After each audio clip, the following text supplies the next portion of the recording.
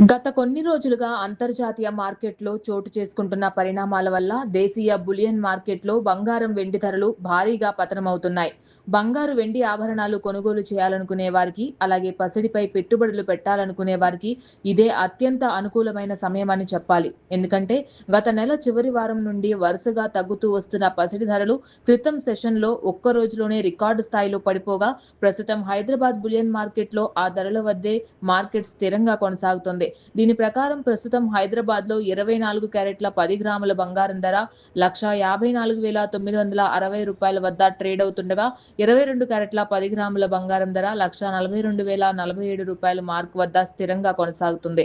ఇక బంగారంతో పోటీ పడుతూ వెండి ధరలు కూడా భారీగా దిగివచ్చాయి. కేవలం ఒక్క రోజులోనే ఏకంగా 22,000 మేర క్షీణించడంతో ఈ భారీ పతనం తర్వాత హైదరాబాద్ మార్కెట్‌లో కిలో వెండి ధర రూ. 2,47,370 వద్ద ట్రేడ్ అవుతోంది.